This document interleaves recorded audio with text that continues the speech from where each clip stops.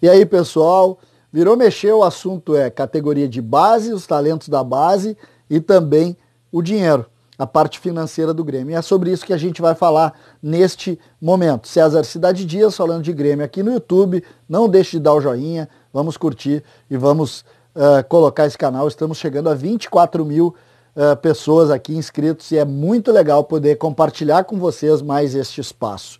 Categoria de base do Grêmio sempre está em discussão, não é?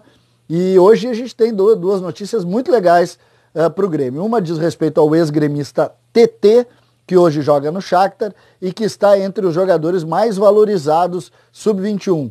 É tido, é um prêmio importante que todo ano um jogador é escolhido e ele está entre os jogadores escolhidos, aí, entre 100 jogadores, para ganhar esse prêmio. Lembrando que esse prêmio foi ganho por grandes jogadores, inclusive o Messi, antes de completar 21 anos, também ganhou esse prêmio. É um prêmio muito valorizado na Europa e que coloca mais uma vez um jogador, no caso um ex-gremista, nessa linha de protagonismo. Lembrando que o Grêmio tem, na primeira negociação do TT na Europa, praticamente 18% do valor da venda.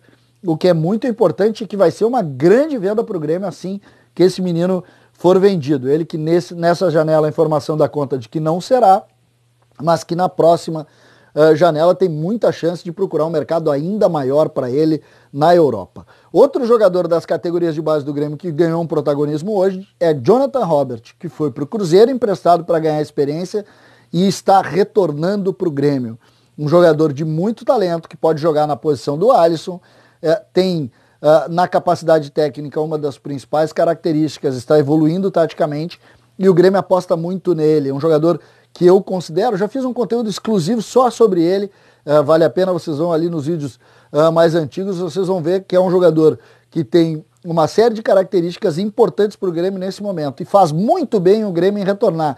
E isso dá o indicativo de que o Grêmio, de fato, vai mexer em algumas das suas estruturas assim que terminar a temporada. O Grêmio vai cada vez mais apostar em categoria de base e abrir mão desses jogadores, sobretudo os jogadores reservas, que ganham altos salários. Nós temos vários casos de jogadores reservas que ganham altos salários, alguns os contratos terminam no final do ano, que é o caso do Orejuela, que é o caso do Thiago Neves, e o Grêmio, que é o caso do goleiro Júlio César, e isso o Grêmio deve com certeza abrir mão ali, logo ali, porque não tem de fato o que fazer. Mas o principal ponto, e é isso que eu quero colocar para vocês neste momento, diz respeito ao dinheiro do Grêmio. Nós falamos muito dos salários dos jogadores, mas a gente precisa, infelizmente, falar na questão do dinheiro. E a frase é dura e verdadeira. O dinheiro acabou. Quando a gente projeta, e o Grêmio é talvez um dos principais clubes do Brasil no sentido de organização financeira, o Grêmio projetou esses 3 meses e sobreviveu de forma relativamente, não vou dizer tranquila, mas jogando com certa... dentro de uma regra possível. Assim, o Grêmio conseguiu controlar, de certa forma, a sua questão financeira. Mas acabou. Acabou. Não tem mais espaço para nada. Vai precisar buscar dinheiro em banco para honrar os compromissos e, sobretudo, vai precisar cortar na própria carne. E aí a gente volta para aquela discussão relacionada ao salário dos jogadores. Os jogadores do Grêmio representam perto de 50% do custo anual do clube. O Grêmio vai precisar cortar, no mínimo, 30% disso aí.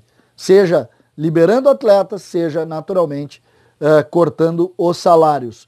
Essa frase que é dura, o dinheiro acabou, as pessoas vão dizer, pô, César, o gremista dizendo que o dinheiro acabou. Não, eu estou sendo realista.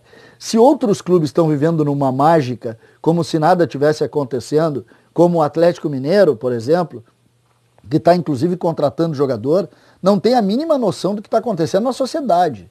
E o Grêmio tem essa noção. Então, por exemplo, quando a gente fala, porque o Grêmio é um clube rico, o Grêmio é bem organizado, sim, é bem organizado. Ninguém é organizado para entender a pandemia mundial que está acontecendo. Não existe organização.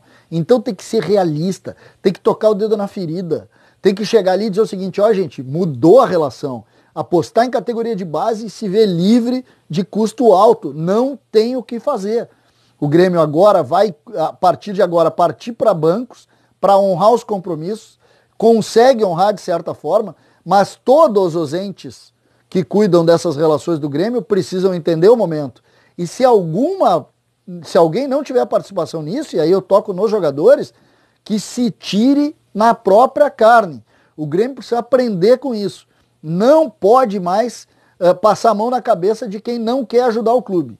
Quem quer ajudar o clube vai ter o abraço do clube. Quem não quiser, parta para outro caminho. Parta para outro caminho. O Grêmio tem que estar acima e à frente de todas as pessoas. Sejam funcionários, fornecedores, jogadores, técnicos, não interessa. E essa é uma relação, é real, é dura, mas é a verdade. O dinheiro acabou. Ou corta na própria carne e todos entendem, ou vai doer no Grêmio e esses jogadores vão naturalmente ter que entender que o momento deles aqui acabou. César Cidade Dias falando de Grêmio aqui no YouTube, Papo de Gremista para Gremista.